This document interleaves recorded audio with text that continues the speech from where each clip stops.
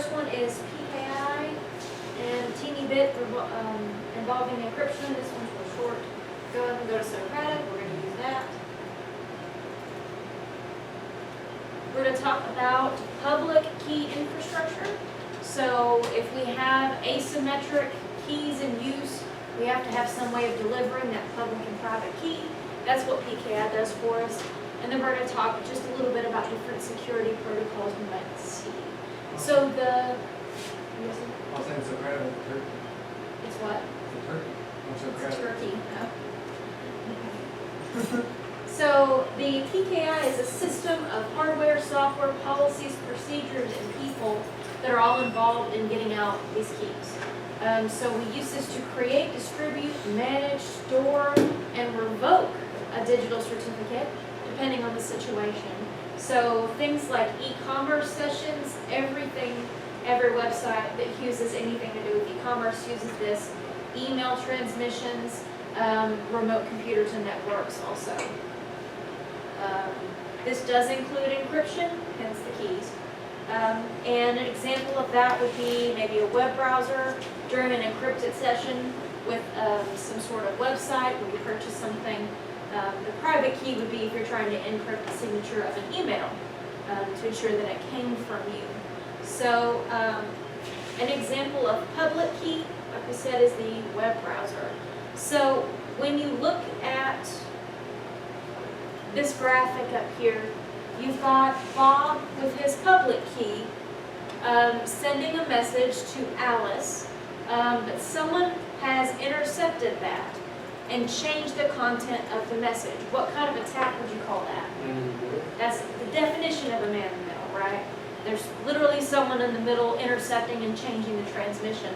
So instead of buying stock, he's actually selling it for Bob. He's going to lose money. So if I go to open an account at the bank, they want to verify who I am. So what are they going to ask me for? An ID, right? A driver's license, an ID card of some kind. So the people that give me the ID or the driver's license are the state of Texas, the DMV, right?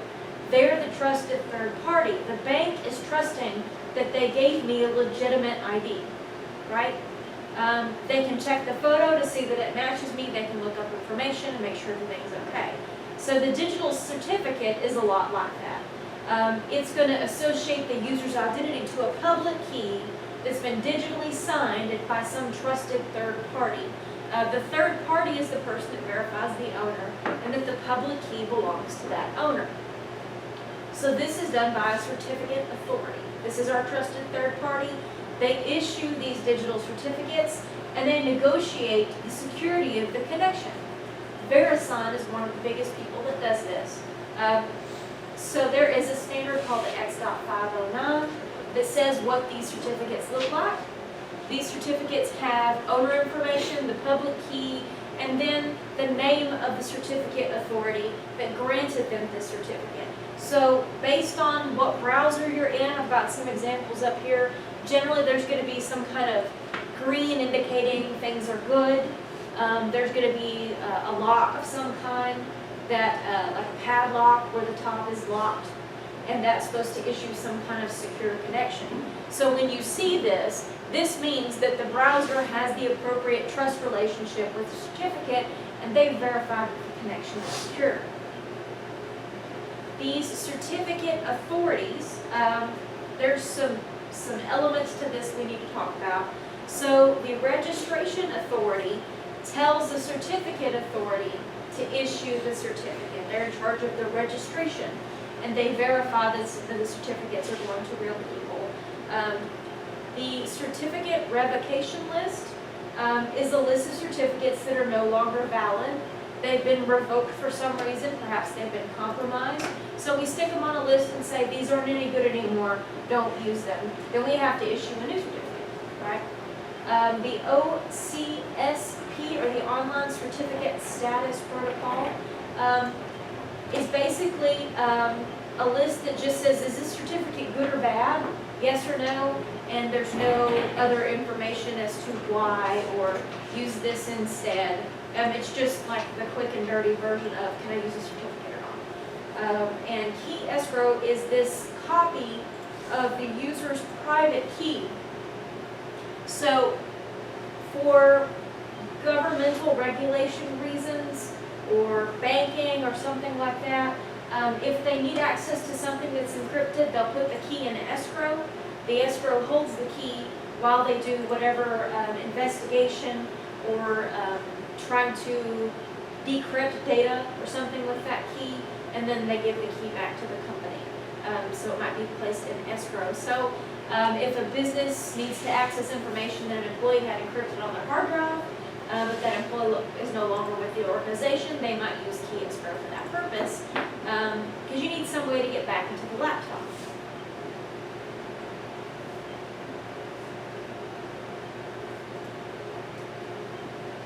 The single-sided certificate is the server validating itself to the recipient. So the server validates to like the people who use the website. But when we have a dual-sided certificate, we have two different ways that it gets verified. The server and the user have to validate their identities. So like on a typical e-commerce website, it's probably not that important for the server to verify the user because they don't care as long as their credit card's good, right? But it may be in a more secure environment, a government environment, you might have to have something dual-sided.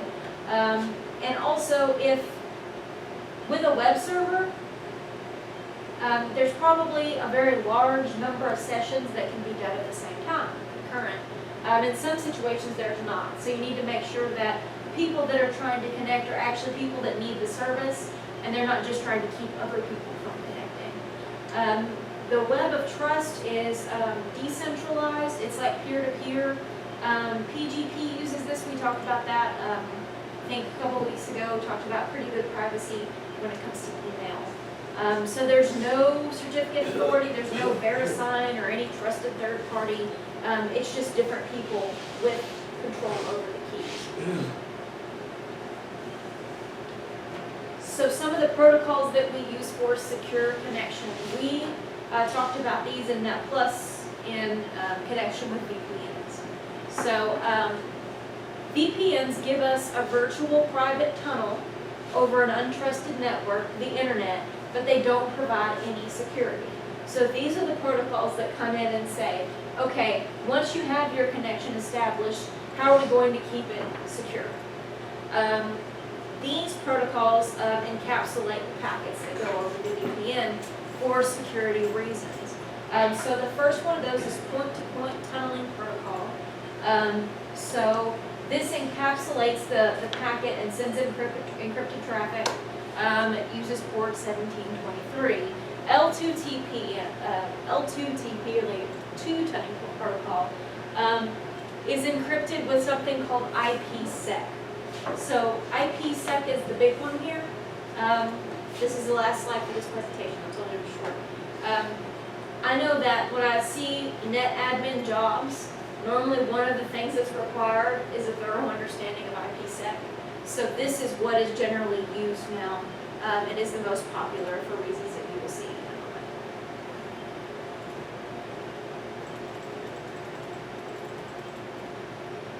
One of the most common encryption methods on the internet revolves around this trio of algorithms, SSL, TLS, and HTTPS. And we often refer to them as exactly the same thing, which is the encryption that we use in our browser. But really these are different types of algorithms that were created at different times, but there is a relationship between them. SSL stands for Secure Sockets Layer. It was one of the very first encryption mechanisms that we had in our browsers when we were using the internet. It was created by Netscape, so it was built into one of the very, very early browsers that we were using in 1996. What we found was that there were a number of things that could be improved upon, and we created a new version that was more public, one that was a standard, one that wasn't specific to Netscape, and we called this Transport Layer Security. It was derived from SSL. It is the newer version, if you will, of SSL, but now it's a standard. It's a worldwide standard. You can find it in RFC 2246. And when you start combining TLS, this mechanism for security encryption, inside of a browser or inside of the protocols that go back and forth between your browser and the web server, that would be HTTPS, or your HTTP protocol that is secure. The S stands for security, and that uses this TLS, which we often just generically refer to as SSL, to encrypt all of that communication that takes place between your browser and between the web server. If you looked at the protocol itself, it would run over TCP port 443 by default. Obviously, it doesn't have to use that, but that's where we most commonly see it. It's built into every browser you'll find these days so that we can have these encrypted methods of sending information back and forth. We can put our credit card in a browser. We can send private information back and forth to our healthcare company over the web, and we can really be assured that nobody can look into that data and see the information that's inside. SSH stands for Secure Shell, and this is a very common encrypted method of communicating to a server through a terminal screen. Being at the command line, typing in information, you'll very often see this communicating over TCP port 22. Now the SSH or Secure Shell mechanism is one that we can also apply to more than just typing things in at a terminal screen like this. We can use this to be able to do, of course, the remote administration. We can also do file transfers with this encrypted methodology, what we call SFTP for secure file transfer, and we can do SCP, secure file copy, to send information back and forth.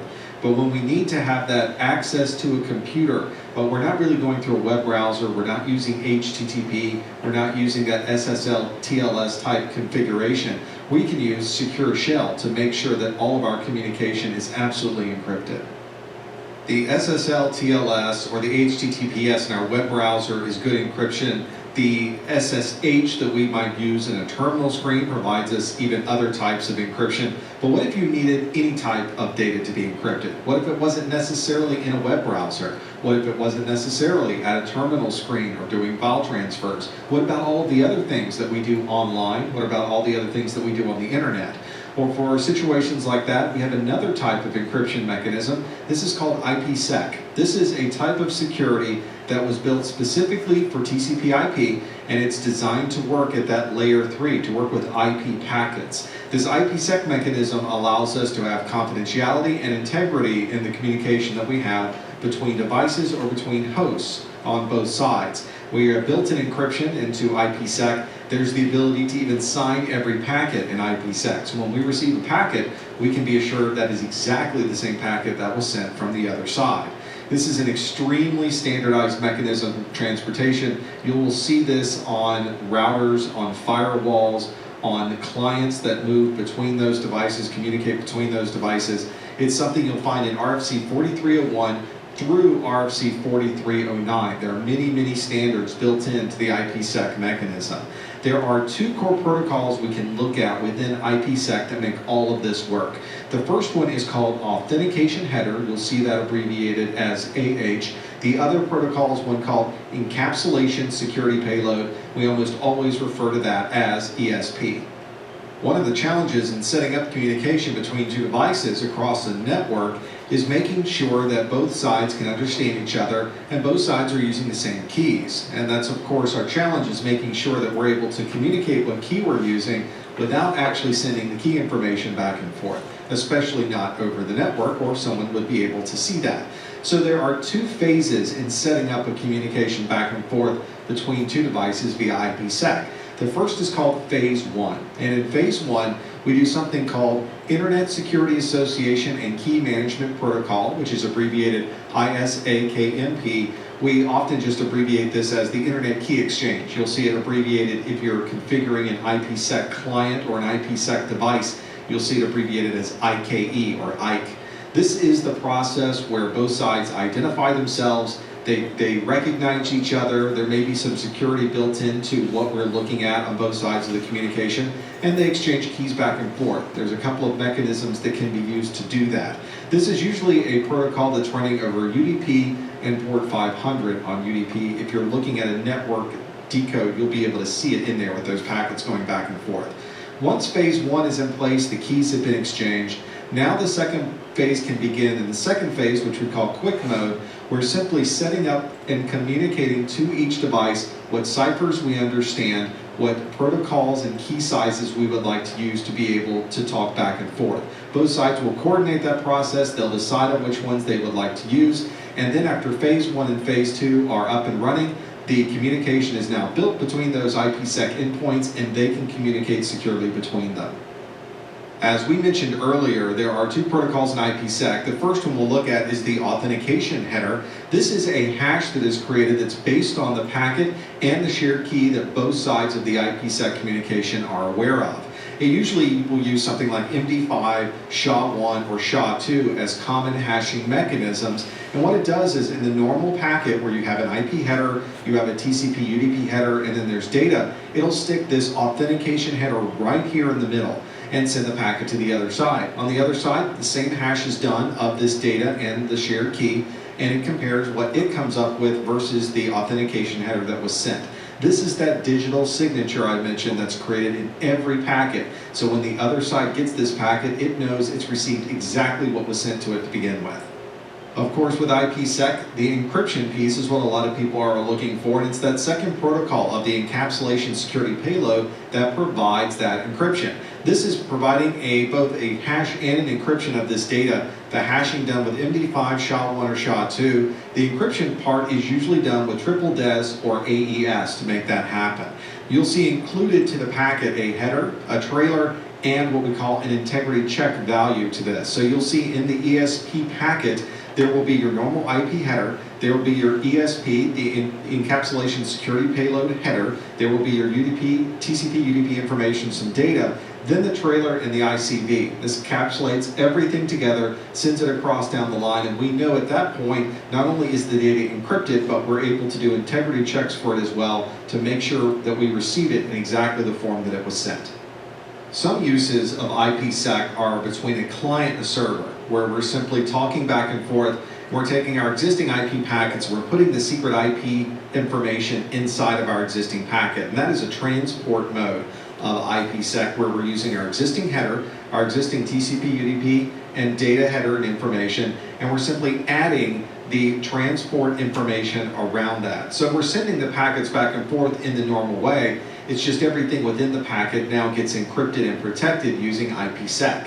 But there are some connections with IPsec that are what we call tunneled mode, where we will have 2 devices. This is usually done with 2 endpoints like 2 firewalls, and an encrypted tunnel will be built between those firewalls, and all information between point A and point B will be encapsulated inside of this tunnel and sent to the other side. And on the other side, it's pulled out of the tunnel and placed back onto the network.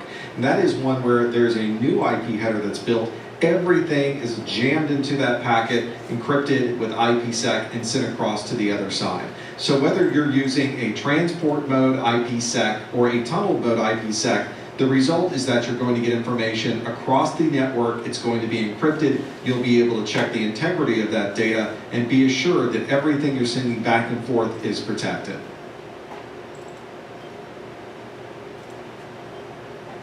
Okay, so that's a little bit about IPsec. It authenticates and encrypts in one protocol. That's one of the things that makes it very cool. Okay, let's go to Socrative.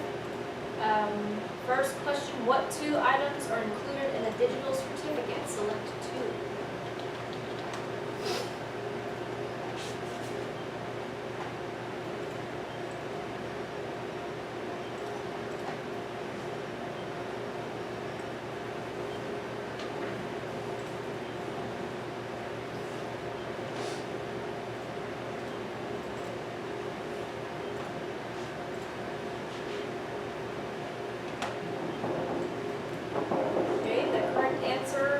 B and C. The certificate authority's digital signature and the user's public key.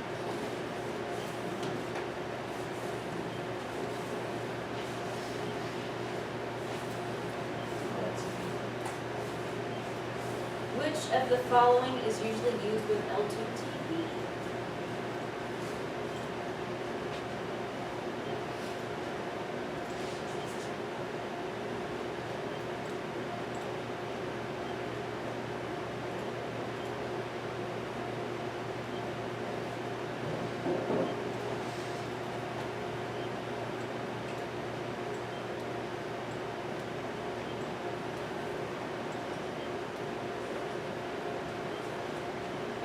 answer was IPsec. You have that right here, encrypted with the A, IPsec.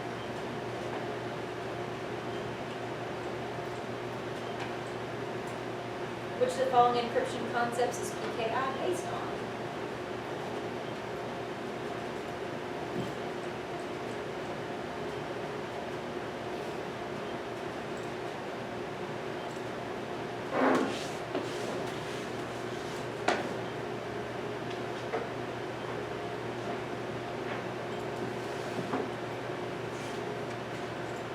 Okay, the answer was asymmetric. Asymmetric. Which of the following protocols creates an unencrypted tunnel?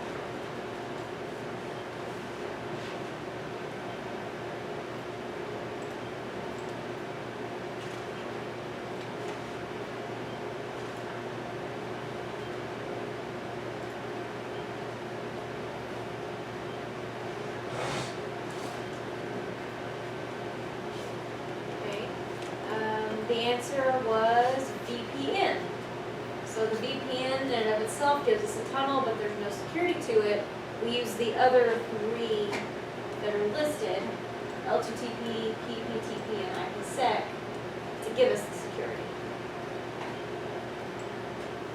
What should you do to make sure that a compromised PKI key cannot be used again?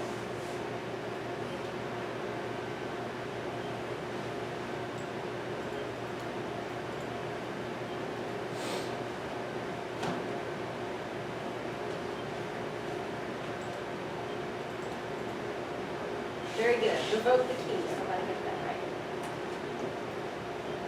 What should you publish a compromised certificate to?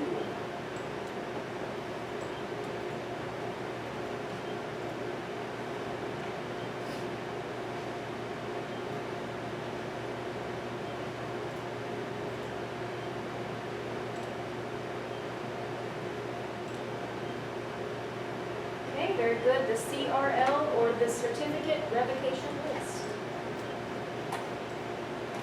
You have been asked to set up authentication through PKI and encryption of a database using a different cryptographic process to decrease latency. What encryption types should you use? This is totally something they would ask you on that exam.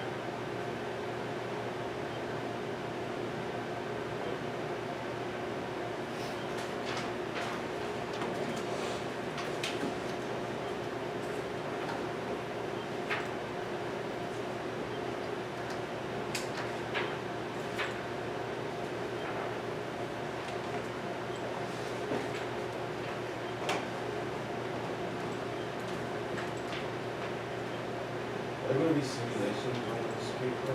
Huh? Are there going to be simulations? Yes. Yeah, just like on that, plus like your first 4 to 10 questions will be some kind of simulation. Very good, everyone of y'all got that right. Very good. Which of the following uses an asymmetric key to open a session and establishes a symmetric key for the remainder of the session?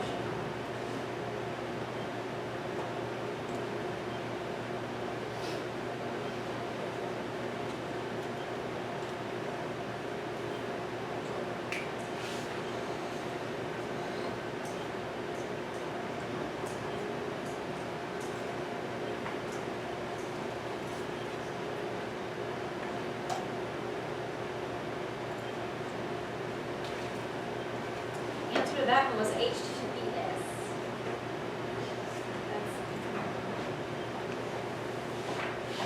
Which of the following describes key escrows?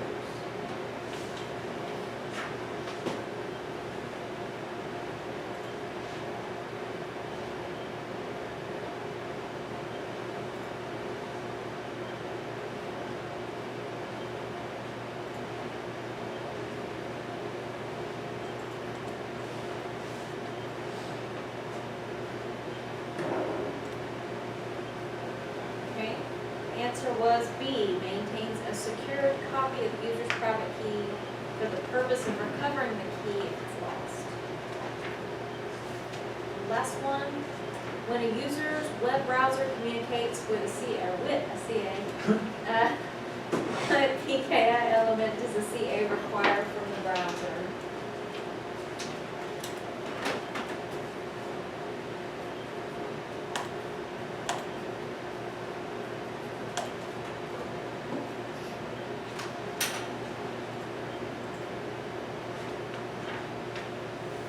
Okay, answer was A, the public key.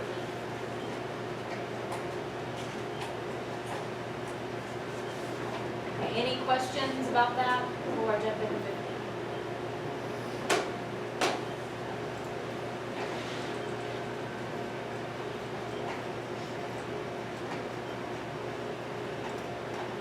Oh, on the quiz, the answer you changed earlier is Okay.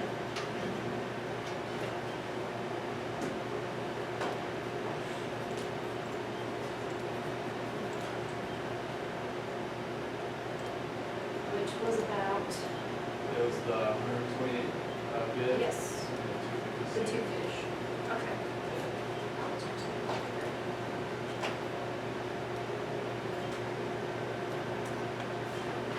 Okay, staying Socratic, we're gonna start at 15. A lot of this is just refresher from what you would have done in the net plus. So this is our redundancy planning, what it means for something to be fault tolerant, and all the different ways you can do that with different equipment. And then disaster recovery planning, procedures, some of the kind of documents they might ask you about on the Security Plus. So the point of redundancy planning is to keep us from having a single point of failure. Aside from downtime, that's like the worst thing we can have. So that's an element, an object, a part of a system, a piece of hardware. If that breaks, everything breaks and we can't work, essentially. So redundancy is trying to keep no or as little as possible downtime, because downtime is our mortal enemy as network administrators. Some of the potential power issues that we might see, a surge, which is an increase, a spike, if we have some sort of change in voltage unexpectedly, a sag, decrease, a brownout is when we have a decrease for a long amount of time, blackout, a total loss of power, especially for some places like hospital. Think about they have people on life support and stuff. A blackout is not an option, right? For a lot of businesses, if the power goes out, well, you go home, you know. But for some businesses, that is not an option. Or a power supply failure, when just the power supply fails, the computer stops getting power and it just shuts down. So the ways that we're going to combat that, we might put in, especially in a server, you see a lot, 2 different power supplies, and they're made so that if one quits, the other one switches over before anything can happen. We might install a UPS, an uninterruptible power supply. So it takes the functionality of a surge suppressor, or a power strip as we might hear it called, and it combines that with the battery backup. So the point of a surge suppressor is to catch the surge, and in the process it will probably kill the power strip, but it probably won't kill the things attached to it. Those are only rated to handle so many of those surges. Once they hit that number of surges, it's possible that the equipment will be damaged. So as far as differences between UPSs, you've got the offline UPS, which they're really cheap. They're maybe, $50 or something. They have power supply in them. What it's supposed to do is if the power stops, it switches over to the battery real quick. Sometimes that switch takes longer than expected, and the computer will just shut down anyway. When the primary power gets restored, it switches back to it, and hopefully the computer didn't shut down, or maybe it gives you time to go shut it down properly. It doesn't just take a minute to turn off a server. Lots of things have to stop, so that gives you a chance to do that. Now, an online UPS, your computer is actually running off the battery, and the outlet that you've got it plugged into is charging the battery, and it's conditioning the power as it comes in, so it's always steady and it's always clean. So if there's a dip, there's a sag in voltage for whatever reason, it doesn't affect it at all, because it's not drawing its power from the outlet, it's drawing it from the battery. Those are the ones that are a lot more expensive. They probably have some sort of USB connection to them that if there is a prolonged outage for however many minutes, 5 minutes, 10 minutes, it will go ahead and initiate a shutdown of the system so that nothing gets upset. And it can only supply power for a limited time. So there are actually two different categories of UPS. The book doesn't go into great detail about that, but a online UPS, especially for a server, is $500 or $600. If a server shuts down improperly and it doesn't come back up, that's bad. That's really, really bad. You have to go into like directory services, restore mode, and do all these special things, and it's awful. I've had it happen before. So UPS may take $500, but think about the downtime you have to be installing something. No comparison. A backup generator, if you have some sort of emergency situation where, like a hospital, you have to have things still running, then you might use a backup generator for that. That can come in a portable gas, a permanently installed, or some sort of battery system as well. Are these UPSs? Those are, yes, they are what we would call an offline UPS. So if we have a blackout, the computer will stay on? The computers will stay on, and one of the reasons they do that is because Moodle constantly saves your state. So if you were in the middle of a test and power went off, presumably, and it came right back on within 10 minutes or something, it wouldn't affect your test. So yeah, and these are pretty, for an offline, these are pretty darn nice. They have a USB connection so that they could properly shut down. So they're nice. Huh.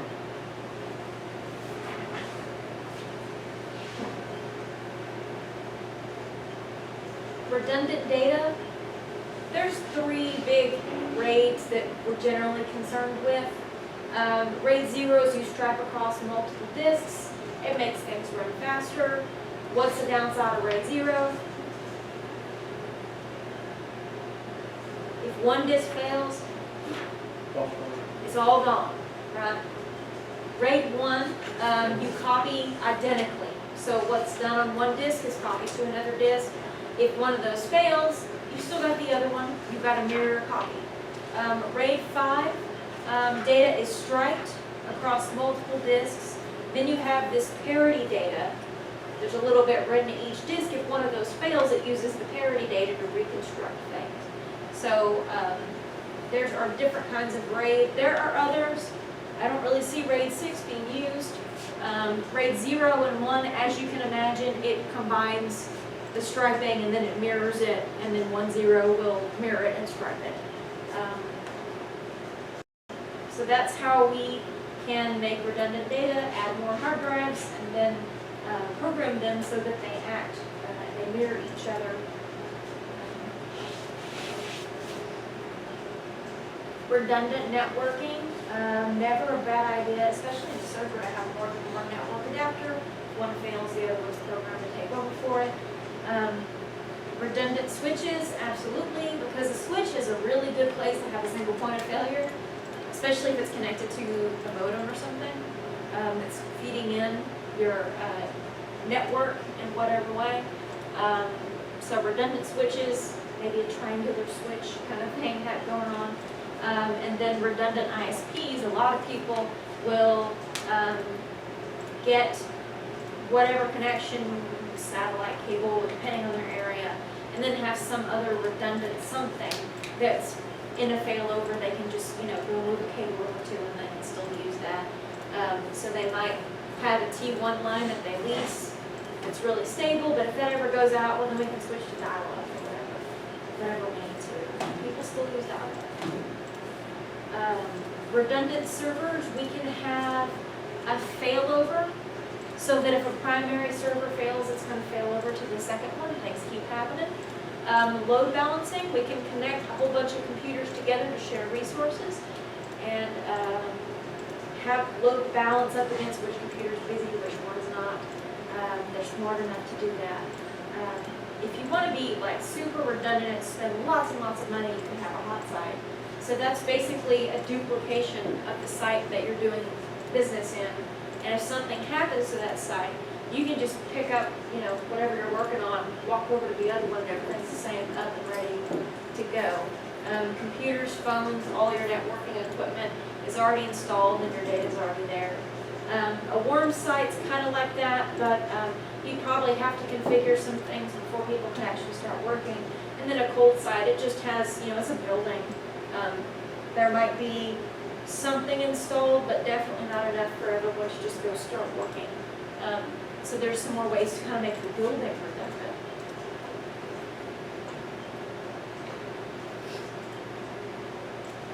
Data backup comes in 3 different ways. You can do a full backup.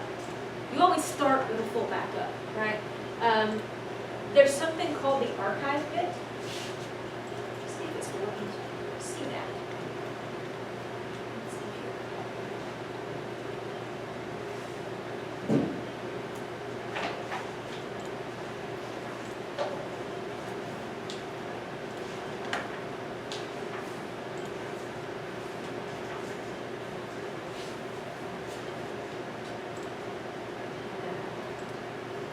So within file properties, there's an archive bit.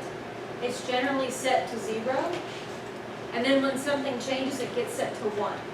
That's how whatever software you're using, whether it's, Intronis or eFolder, all these big backup vendors, they're all using that property.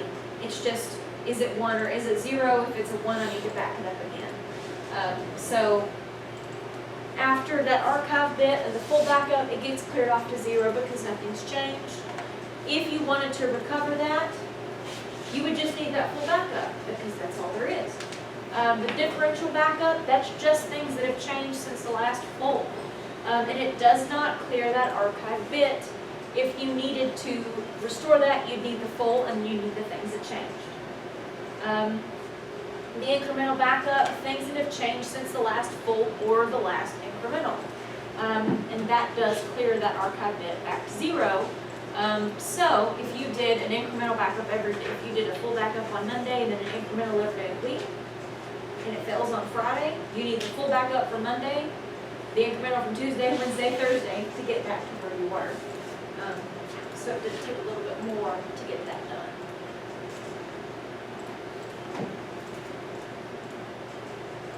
There's a few different methods for data backup. I'm going to show you all a video on that. The most common that I've seen is the grandfather, father, son. Media rotation schemes allow you to have more than one set of backups. If you need to restore data from a file that was overwritten on a later date, you can use one of the older backups to recover the earlier version of the file. There are several media rotation methods, including grandfather, father, son, and the Tower of Hanoi. The grandfather, father, son rotation method is a commonly used backup rotation method. This rotation scheme works as follows. Using son, the same set of media is used for daily backups. With this method, you might use one tape for each of the 7 days in the week and start over with the first tape at the beginning of a new week. No archives are created, only the last backup is available to restore from. If the backup is unsuccessful or damaged, there is no other set of media from which to restore the data. With father, a full backup is combined with differential or incremental backups each week. At the end of the week, a full backup is performed. On other days, either an incremental or differential backup is performed. This method creates an archive from which you can restore files from the previous day. You can do a full system restore by restoring the full backup and then restoring the daily backups. And finally, when using grandfather, the father rotation is used each week. The full backup is retained for a month, using a different set of backup media for each full backup during the month. At month's end, another full backup is created, which is archived for a year. The next month, the weekly full backup media are reused, and the daily media are reused each week. Another backup rotation method you might employ is the Tower of Hanoi rotation. In this rotation scheme, there are at least 3 sets of backup media, and some organizations use 4 or 5 sets. This method enables you to have more sets of media in your archive from which you can restore data. 3 media sets allow you to have 8 days worth of backups before the final media set is reused. 4 sets allow 16 days of backups, and 5 sets provide for 32 days of backups. The above diagram depicts an example of how a Tower of Hanoi rotation might be set up. In the table, each backup set is given a letter, and each lettered backup set is reused as shown. For example, in a 3 media set rotation, set A is used on the 1st, 3rd, 5th, and 7th days of the cycle, set B is used on the 2nd and 6th days of the cycle, and set C is used on the 3rd and 8th days of the cycle. While complicated, the Tower of Hanoi method uses fewer tapes than a GFS scheme and allows you to perform full restores quickly and easily.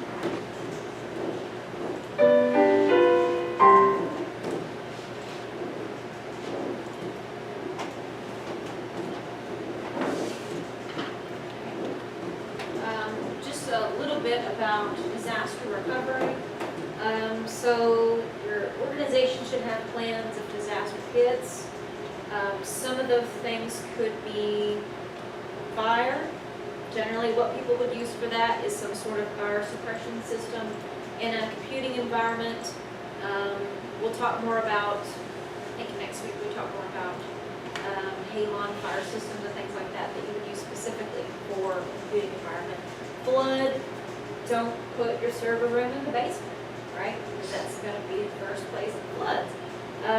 Long-term power loss, that's your backup generator moving to your redundant site, whether it's cold, warm, hot. Theft or malicious attack, if it's successful, that's definitely going to be a disaster. That can be thwarted with physical security controls, making sure people don't get to where the data is. Cable locking things down to the racks. Using keys to have to remove hard drives out of servers so no one can just pick it up and walk away with it. They're pretty small, but easy to, put one in your pocket and walk away. And then the loss of a building, if there's a gas leak, there's some sort of attack, there's some sort of crime scene that makes it where you can't get back into it. Go ahead. I forgot, you didn't mention one of the disasters in that category. What? Something else. We didn't have a plan. See how we all freaked out about it? Your server room should also have data that's archived. Your redundant site should be warm enough that you can actually keep the business running. Otherwise, why are you paying for it, right?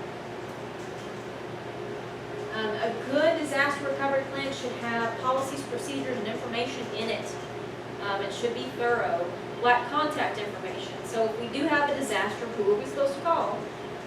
Don't say Ghostbusters. Dang it. How many employees are going to come? Or how are the employees going to call into us to see if it's okay for them to come back to work? All the different things that happen in a disaster. How are we going to determine the impact? How much do our assets cost? What does that loss cost to us? And how are we going to replace them if something goes bad? And then what's the process for that? So our recovery plan, we know how much dollars is costing. How long is it going to take for things to be recovered, whether we can go back to work? And then step by step, what order are we going to do it in? So while we're working on this, we're going to work on this. These pieces, it's just one employee, we can catch up with that later, but this is a bigger part of the infrastructure, so it needs to have a little more oomph behind it. The business continuity plan, if a disaster occurs, what's the plan so that we can get past it? You might have a drill or what they call a tabletop exercise, which is where everyone sits across a big table and they go through, okay, if these things happen, what are the steps that we would use? Is there anything that we can foresee might be a problem? Let's address that now. Copies of any agreements, like your ISP, If you're, have a building manager or you're renting the building, you need to know that kind of stuff really quickly, especially if there's a fire or a flood. What part are they liable for fixing or what part are you liable for fixing? And then disaster recovery drills, exercises with step-by-step instructions and making sure things meet safety standards. Little things like having something by the door that says, in a fire, this is the exit you're supposed to go out of, can really help in a time of crisis. Okay, let's go to SOGRAD.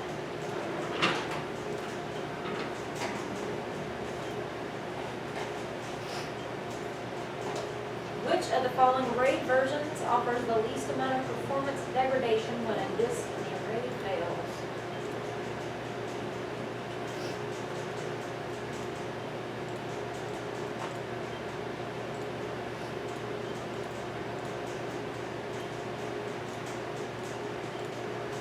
Which one of those provides the most amount of performance degradation? 0, right? Because if it fails, it's just gone, then all of it's gone. So the answer to that one is grade 1.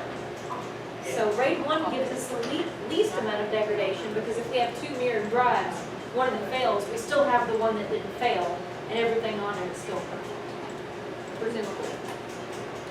Which of the following tape backup methods enables daily backups, weekly backups, and monthly backups?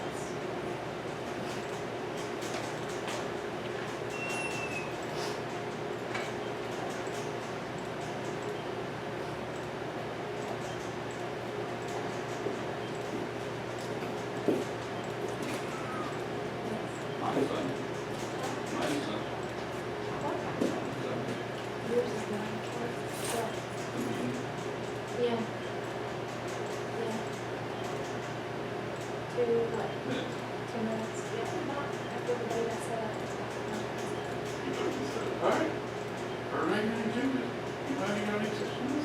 Oh, alright, adjourn, done.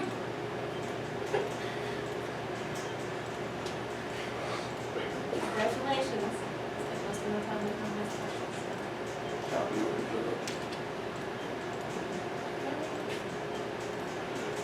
Thank you from Jeffy, so I guess now we're all in. I went to the council. Because they told me, they were saying ours didn't count because somebody was there. That's why we had to wait 30 minutes and they're all on call. This is city of Blue Lake. There to wake up. Okay, the answer was the grandfather, father, son. Oddly enough, there are 5 people in our room answering, and the other person I think got it wrong. I don't know how that happened, but look. Somebody else is joining in on the fun, I guess. Yay. You are using the following backup scheme. A full backup is made every Friday night at 6, and differential backups are made every other night at 6. Your database server fails on a Thursday afternoon at 4 p.m. How many tapes will you need to restore the database server?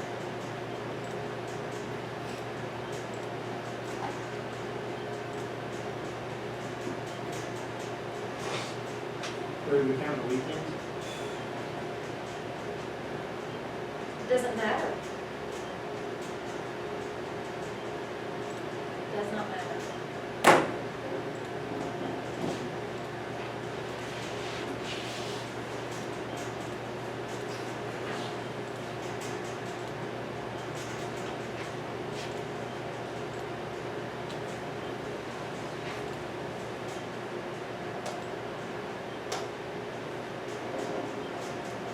So we have differential backups. How do you go back and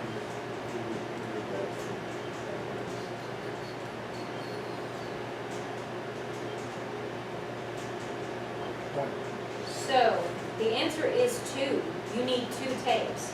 You need the full backup from Friday, and you need the differential backup from the day before. I moved to something similar like that.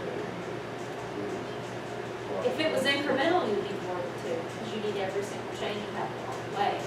So then it would matter about the weekend. But in this case, it doesn't matter, because you just need the original full and And then the last differential.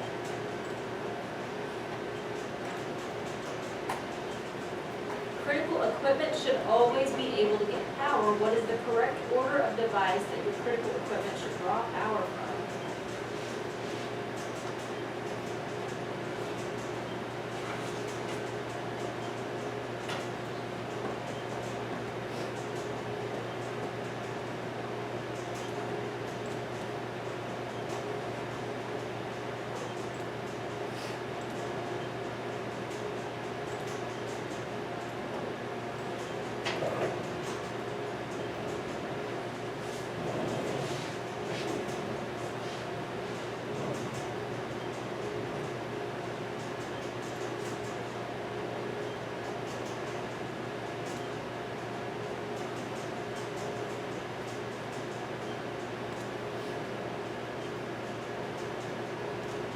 Okay, the answer was B, line conditioner, UPS battery, then out to the Say generator. Bravo or Delta.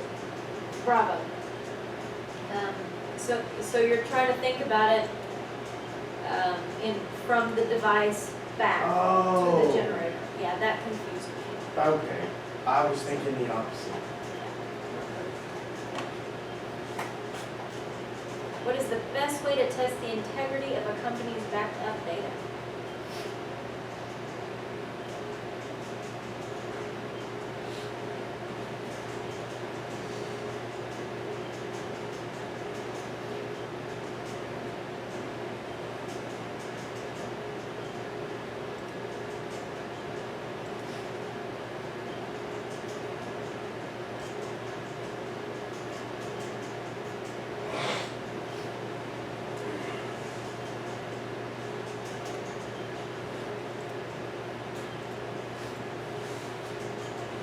Okay, the best way to test the integrity is to restore part of it and see if it works. I can tell you, all these big companies that they want you to pay $100 a month to back up things through them. If you call them and say, hey, who tests the backups? They're gonna go, you're responsible for testing backups. We don't test the backups. So if you're not trying to, if you're backing up VMs or something and they're not trying to restore them, when you need to go use them, they'll probably be corrupt. So you have to test the backups really regularly, at least every 2 weeks or every month. Your company has a T1 connection to the internet, which of the following can enable your network to remain operational, even if the T1 fails.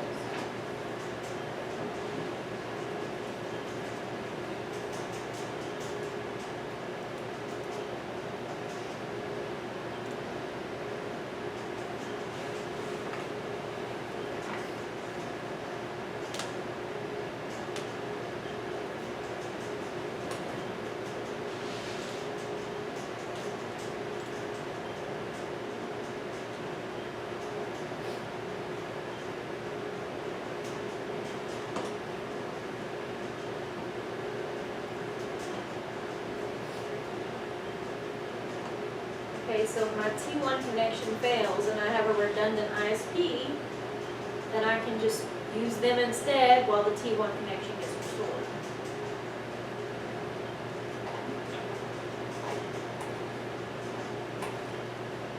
Michael's company has a single web server that is connected to 3 other distribution servers. What is the greatest risk involved in this scenario?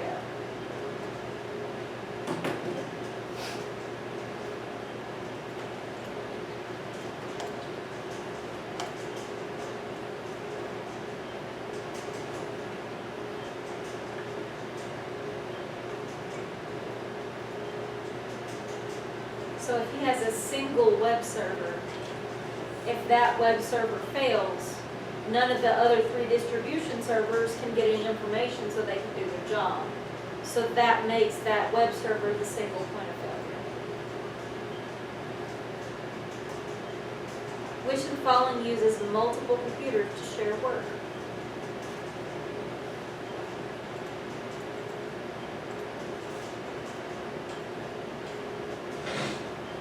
Okay, that was load balancing, very good. You have been tasked with increasing the level of server fault tolerance, but you've been given no budget to perform the task. Which of the following should you implement to ensure that servers' data can withstand hardware failure?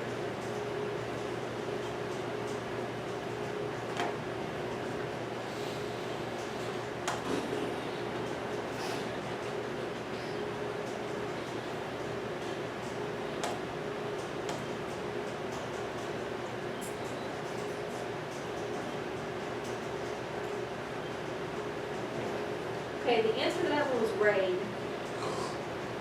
So if you're given no budget, as you normally will be, you can't buy other hardware for load balancing. You can't buy other servers. So you would have to use RAID with the existing hard drives in it, which you can just do in Windows. It doesn't require any extra money. Which of the following provides for the best application availability and can be easily expanded as your organization's demand grows?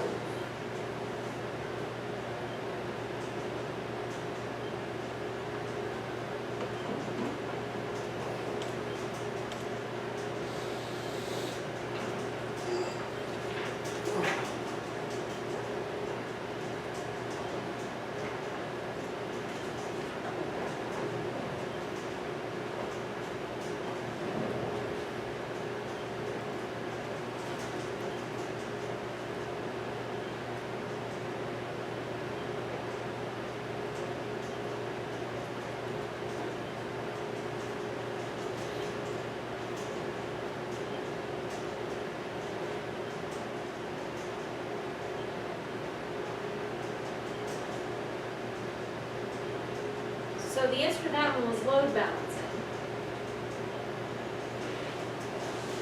So the thought being, if we're balancing the load between multiple servers and the CPUs and stuff are used together, that would help. If the load increases in the future, that would help us be able to accommodate that load. So more powerful, more requests at the same time.